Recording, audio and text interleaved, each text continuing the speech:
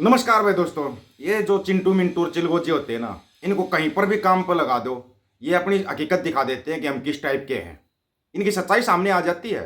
आप इनको कितनी अच्छी जगह दे दो, कितनी अच्छी पोस्ट दे दो, लेकिन जो बोलते हैं ना संस्कार इनको मिले हुए हैं व्हाट्सएप के जरिए, वो संस्कार अपने दिखा देते हैं बार बार। लोग उम्मीद कर रहे हैं 2024 का चुनाव निष्पक्ष होगा। चुनाव आयोग ने भी ये बोला था कि निष्पक्ष चुनाव होगा, कोई कुछ भी बोलेगा तो उसके ऊपर एक्शन लिया जाएगा। हमारे को भी बड़ा अच्छा लगा था कि भाई चलो कोई तो पहली बार चुनाव निष्पक्ष होगा। वैसे आज तक चुनाव निष्पक्ष कभी हुए नहीं है, ये भी आपको याद होना चाहिए। ये नहीं कि पहली बार गड़बड़ हो रही है ना, जब से चुनाव होने लगे हैं तब से चुनाव में गड़बड़ होती आई है। लेकिन इस लेवल तक जितनी गिरावट अब आई है ना, इतनी गिरावट कभी नहीं आई थी। ये भी एक सच्चाई है और ऐसी कड़वी सच्चाई है जिससे आज आप लोगों को ना एहसास हो जाएगा। आपको पता है 25 मई को वोटिंग होगी हरियाणा के अंदर। हरियाणा में वोटिंग होनी है। देखो चुनाव है, कोई भी पार्टी है, चाहे किसी भी पार्टी से हमारे कोई मतलब नहीं, लेकिन हर एक पार्टी का फर्ज होता है कि वो अपने चुनाव का प्रचार करे। वो किस तरीके से करते हैं, तकरीबन 2019 के बाद तो चुनाव का प्रचार सोशल मीडिया से होने लगा है। सोशल मीडिया पर ज़्यादा प्रचार होता है, ये भी आपको पता है। लेकिन अगर सोशल मीडिया पर किसी ने कुछ भी बोल दिया तो उसको सर्टिफिकेट इतने मिल जाएंगे कि वो ज़िंदगी भर याद रखेगा। लेकिन अगर आप सर्टिफिकेट से घबरा गए तो फिर आप सोशल मीडिया के ऊपर बोल नहीं पाओगे। जो ताज़ा स्थिति बना रखी है हरियाणा और पंजाब की स्पेशल तौर पर, बहुत ही भयानक स्थिति बना रखी है, बहुत ही भयानक। आम आदमी पार्टी, जिसके कि जो सर्वे सर्वा है वो तो जेल के अंदर है, ये भी सबको पता है, अरविंद केजरीवाल। लेकिन आम आदमी पार्टी हरियाणा में चुनाव लड़ने जा रही है एक सीट के ऊपर, जिसमें कि सुशील गुप्ता लड़ रहे हैं कैथल से। उन्होंने चुनाव आयोग से परमिशन मांगी कि हमारे को 2 जगह रैली करने की परमिशन दी जाए। उन्होंने परमिशन दायर की। चुनाव आयोग ने भाई अपनी सोशल मीडिया के ऊपर साइट डाल रखी है उस पर, तो उनके रिजेक्ट कर दी। रिजेक्ट करने के साथ ही किसी फिल्मी हीरोइन का फोटो लगाकर रिजेक्ट कर दी कि नहीं हो सकती। उसके बाद उन्होंने फिर डाल ली एप्लीकेशन। थोड़ा ध्यान से सुनना यहाँ पर, जो सुनने लायक बात है उसको। तो दोबारा जैसे ही उन्होंने एप्लीकेशन डाल ली, इतनी गंदी गालियाँ लिख के आई चुनाव आयोग की तरफ से।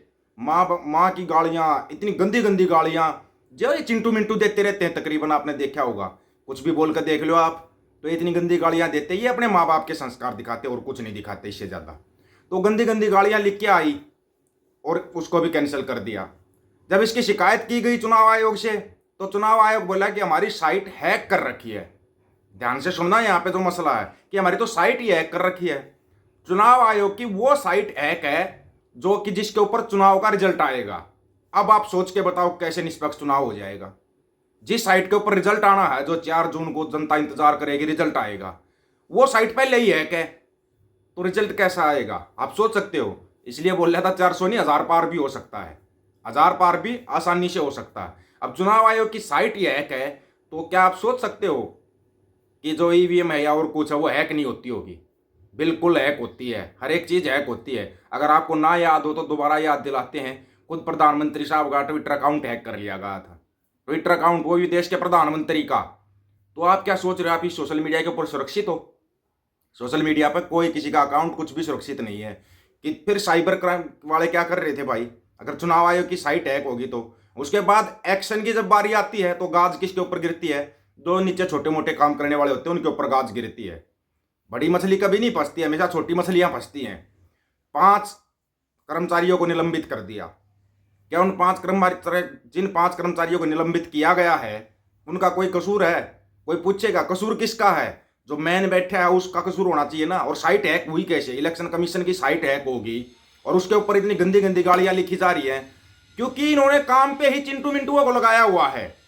चिंटू मिंटुओं को पहली बार काम मिला था कि ठीक है आप लोग यहाँ पे कर लो, सोशल मीडिया पर तुमने गाली बहुत दे ली, बहुत गाली खा ली, तुम यहाँ पे अच्छा काम करोगे। वहां पर भी इन्होंने अपनी औकात दिखा दी, वहां पर भी ये गंदी गालियां लिखना शुरू कर दी। तो आप क्या सोच रहे हो कि चुनाव का रिजल्ट जो आएगा, जो आप वोट डालने जाओगे, आप तो बड़े खुश होकर वोट डालने जाओगे, हम वोट डाल के आगे बस वही सरकार आएगी।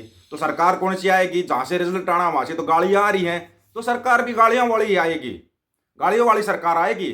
और कल एक मोदी साहब का, भाई हम एक वो देख रहे थे, वीडियो देख रहे थे मोदी साहब का। मोदी साहब खुद जो बात कह रहे हैं ना, सोच के हैरान रह गए कि मोदी साहब ने ये बात बोली है, और वो भी चुनावी रैली में बोली है। जो 10 साल में इन्होंने काम किए हैं ना, वो 10 साल के कामों के ऊपर एक बात बोली है। हम भी हैरान थे भाई, चलो कुछ तो अच्छा बोलिया होगा, लेकिन जो मोदी साहब ने बोलिया वो तो भाई होश उड़ाने वाला है। सुन लो।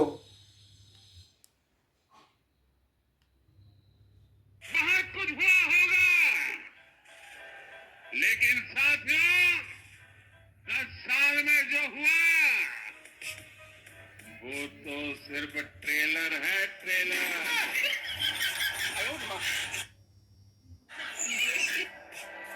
अभी तो बहुत कुछ करना है। अगर ये 10 साल का ट्रेलर था जहां पर किसानों को, जवानों को, सबको इतने बुरे तरीके से दबाया गया है, और बहुत कुछ क्या होगा, आपके घरों के अंदर घुसकर आपकी गर्दन पर पैर रखा जाएगा और आपसे बुलवाया जाएगा कि बोलो मजदूरी करूंगा। अपना एक टिप्पण तैयार कर लेना, 3 खाने का, 4 खाने का, जिसकी जितनी औकात हो, अपना टिप्पण तैयार कर लेना। वो टिप्पण लेके जाना और दिहाड़ी शुरू कर देना, क्योंकि अब दिहाड़ियाँ मिलेंगी, इससे ज़्यादा और कुछ नहीं। 12 घंटे बढ़िया मजदूरी, मजदूर की तरह काम करवाया जाएगा और आपको महीने का 8-10 हज़ार रुपये मिलेगा। इससे ज़्यादा सोचना मत कि इससे ज़्यादा कुछ कोई ले लेगा। कुछ 8-10 हज़ार से ज़्यादा कुछ नहीं दिया जाएगा। टिप्पण तैयार कर लो। और जो हरियाणा में भाई अपना होका बीड़ी पीने वाले हैं, अपने बीड़ी के बंडल तैयार कर लेना।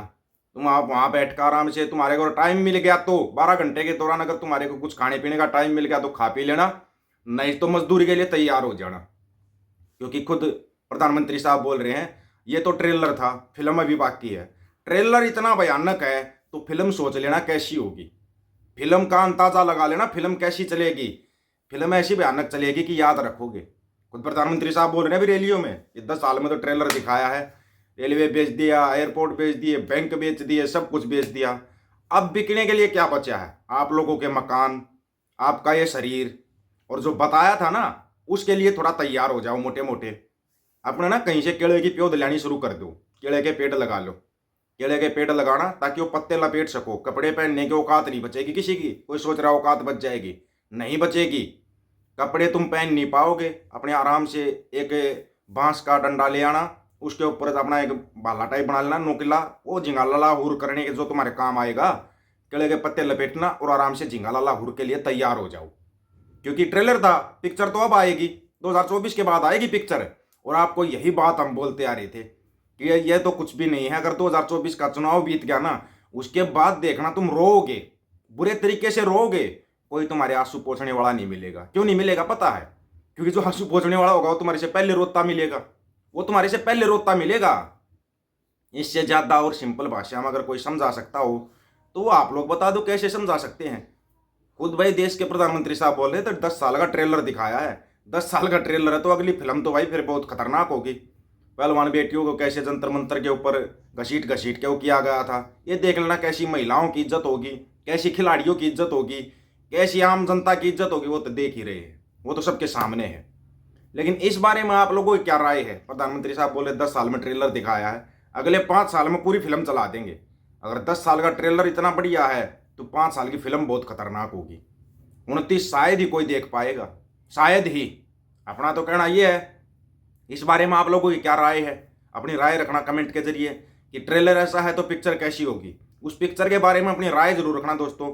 आपकी राय का इंतजार रहेगा ताकि हम आगे के बारे में कुछ बता सकें। सभी साथियों को राम राम, नमस्कार, आदाब, सत श्री अकाल। वीडियो को ज़्यादा से ज़्यादा शेयर, चैनल को सब्सक्राइब और बेल आइकन को जरूर दबाना दोस्तों। ऑफिशियल दीपक वजी यूट्यूब चैनल, बात हक और सच की करेंगे। हक सच की बात हम करेंगे। वीडियो को शेयर करने की जिम्मेवारी आप लोगों की है। गज के आखो, वाहे गुरु जी का खालसा, वाहे गुरु जी की फतेह।